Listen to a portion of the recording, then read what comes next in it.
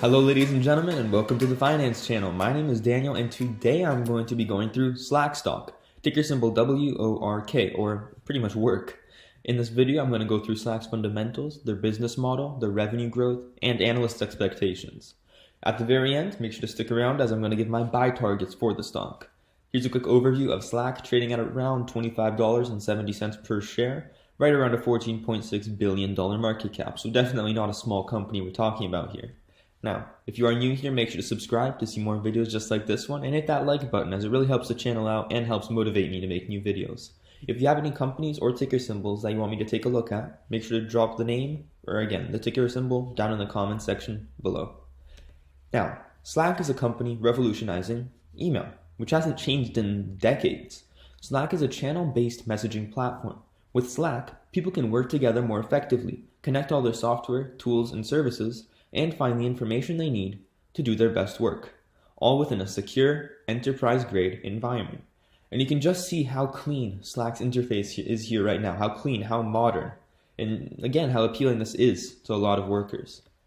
Here are a variety of Slack's different plans. There is a free option, which is pretty much provides the barest of all Slack's features, access to 10,000 of your team's most recent messages, 10 integrations with Office or with other apps like Google Drive, Office 365, and many more, one-on-one voice and video calls between teammates. So this is mainly for small teams trying to figure out what Slack is.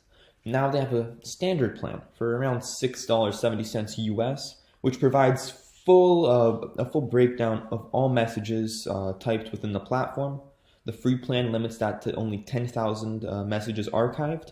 All the paid plans allow you to archive unlimited messages. So you have pretty much an archive of all messages typed within Slack, and you can pretty much access all of those just by typing either a user or a certain keyword into the search bar. All of these different plans, as they grow in price, provide more different features, better features, and provide a better experience for larger teams. Now, here are some of Slack's features. Channels, a way to stay organized and focused with central spaces for conversations, files, tools, and people. Slack Connect, collaborate with teams at other companies the same way you do with teams at your own. Messaging, collaborate amongst fellow workers in an open environment that promotes creativity and production. Voice and video calls, organize voice and video calls within Slack without ever leaving the platform. Again, this is a direct competitor to Zoom, which is, again, truly incredible. Slack users are consistently highly engaged. This just shows how much people like Slack. Average hours connected to Slack per day. It's been growing every year. It went from 9 hours last year to over 10 hours this year. And just a reminder, Slack reports their fiscal year right now is in 2021. Their calendar is 1 year ahead. So when they're reporting 2020 earnings, they're pretty much saying that it is 2021 rather. So last quarter for them was 2021. So, average hours connected to Slack per day, over 10 hours. Average minutes of active usage on Slack per day. It's been growing. 90 minutes, 90 minutes, 85 minutes, 120 minutes, over 100 minutes a day spent on Slack on average, which again, shows how great Slack's product is and how much people like it. Here's a graph of Slack's paid customers. It's been growing pretty consistently over the past few years. Over the past 3 years, it's over doubled. One of the bearish things about Slack, or not one of the bearish things, but one of the things that has stopped Slack stock from pretty much exploding over the past few months is the fact that the COVID-19 pandemic isn't positively affecting them the same way that it is affecting Zoom or Amazon or other companies along those lines. The reason being, Slack's customers are mainly businesses or enterprises.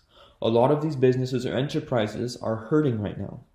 So that is why a lot of them aren't transitioning to Slack, because Slack isn't a product like Zoom. You can't really have meetings as of right now, so you kind of just need a Zoom.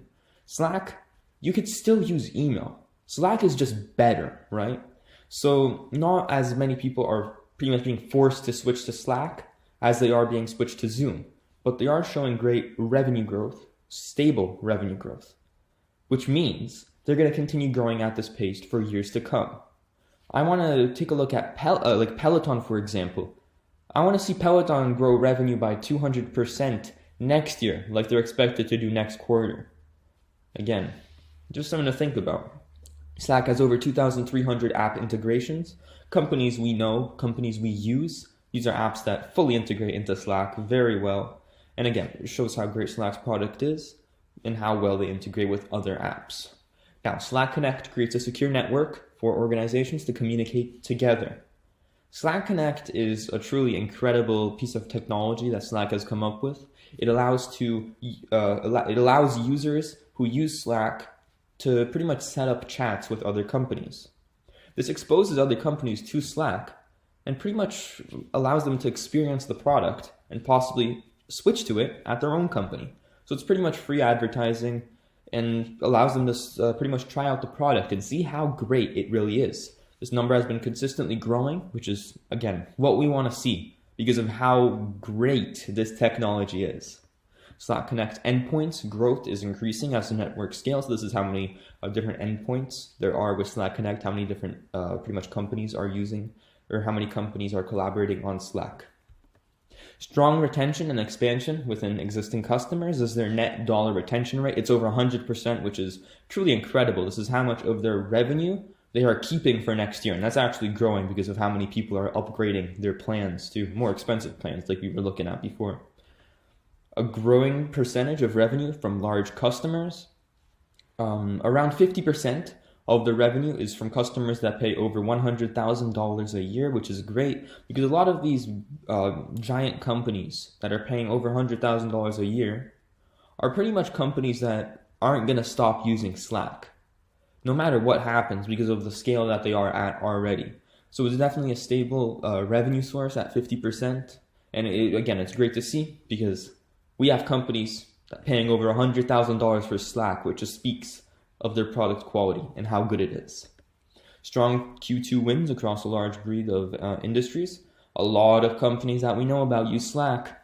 Again, I'm not going to name all of these off because it would take a while, but I'm sure you can recognize a large majority of these, and there are also many more.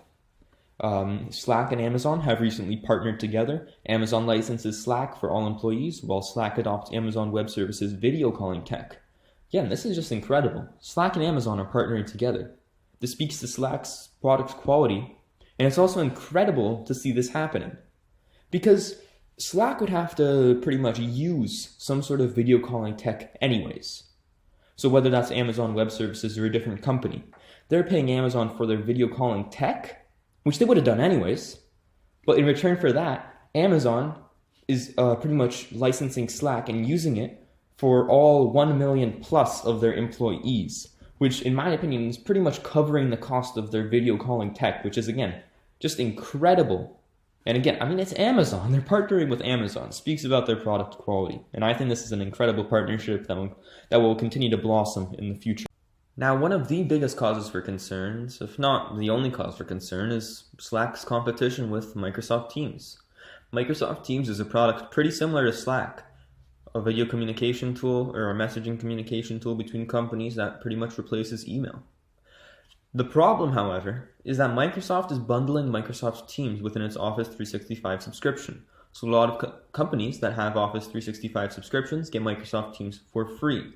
Every single person I've spoken to has said that Slack has the better product. But for a lot of these companies, Microsoft Teams may be good enough since it's the free option. Now, in my opinion, this concern is really overblown. They're talking that this is going to put Slack out of business. I see no way it will. I think this industry is going to thrive in the future and will become one of the biggest industries in the world. And I personally think that Slack and Microsoft Teams will be the two leaders in this space. Whichever one wins in the future, I will see. But I think that both of them will be able to thrive together in this market. And again, I think this is an overblown concern that way too many people are talking about and really overblowing. An international revenue footprint in over 150 countries. Slack's current US, or rather revenue, is split 62% in the US, 38% in international revenue. I think international is going to be a major growth, has major growth potential in the future, and will be kind of one of those things that drive Slack's growth within the next 5 to 10 years. But then again, there's still a lot of growth for them in the US, so don't think that the market in the US is maxed out on this at this point. I'm just stating that their international revenue is probably at some point going to outpace their US revenue growth. Now, here is Slack's comparison to previously issued guidance in Q2 of fiscal year 2021, which is pretty much Q2 2020 this year. They originally guided for $208 million in revenue, which would have been a 43% growth year over year. They beat that by $8 million and pretty much made $216 million in revenue, which was a beat by 6% or $8 million. Their fiscal year 2021 revenue was originally guided for $863 million or 37% growth. Now, their new guidance, they're going to up that by 1% and they raised that by $10 million. And this just shows how they're consistently beating their numbers and how well they're doing as a company. Now, comparison to previously issued guidance, operating income or a loss, and free cash flow in millions.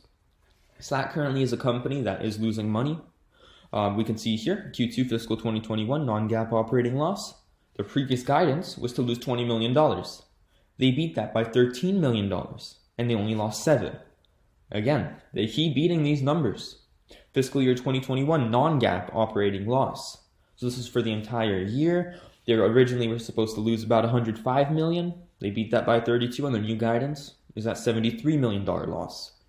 They keep beating these numbers. This is very important. Their free cash flow for this year originally was going to be a $10 million loss. Now, new guidance is for break even.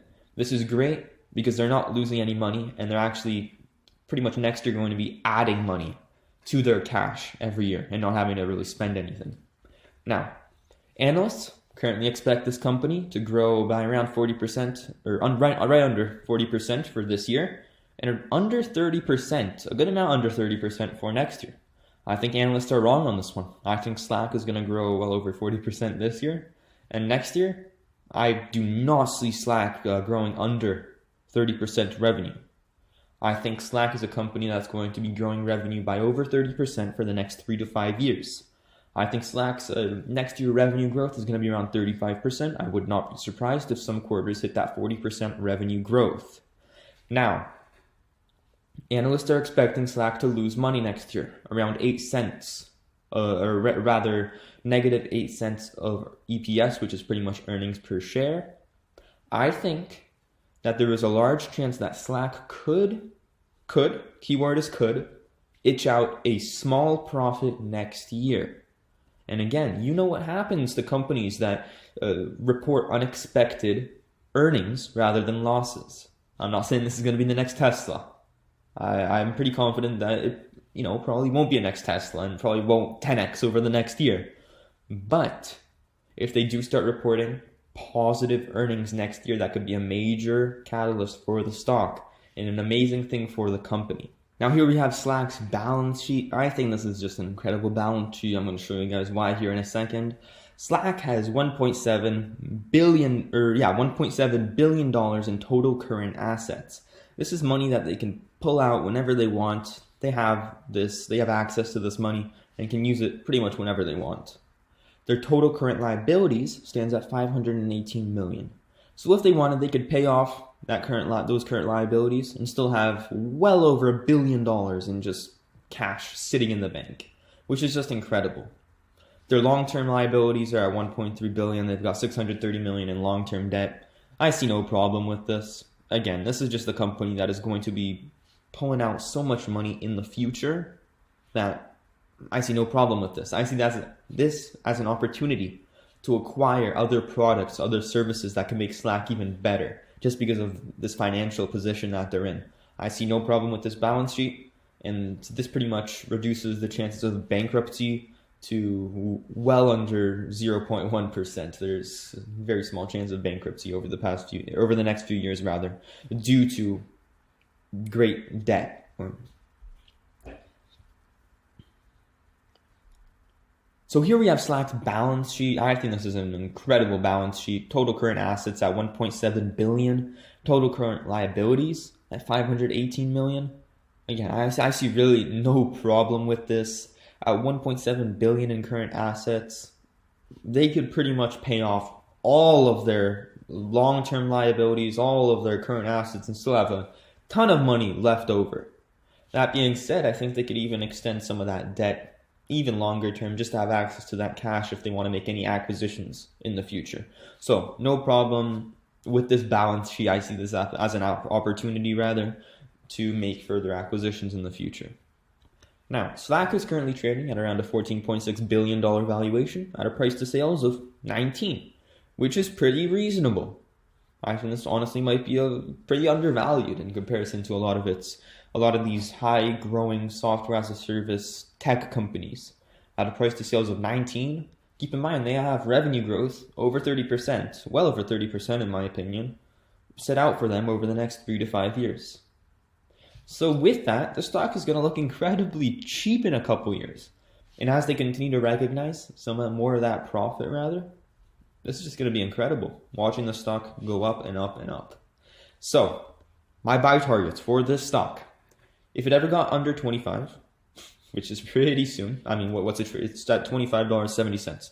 That can happen on Monday. Who knows with this market that we're in. I would start nibbling. So this is pretty much just adding a few percentage points of what I want to put in, or maybe like 5% of what I want to put into Slack every red day pretty much. If it ever got to the low 20s, I'd start to build a position. I'd look to make Slack around 10% of my portfolio, maybe 15. If it ever got under $20, see, this is where I'd go heavy. Again, I don't know if under 20 is going to happen. Don't expect it to happen.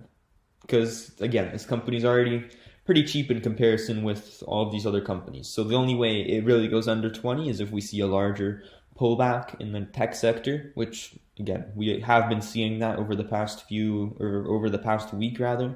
So wouldn't be surprised if that continued. So if it ever got under $20, I'd go heavy in this stock, maybe make it around 20 or 25% of my, maybe not 25%, but rather 20% of my portfolio. That's how confident I am in the stock. Now, I really hope you guys enjoyed this video, all the work I put in. I really like Slack as a company, as a long-term hold.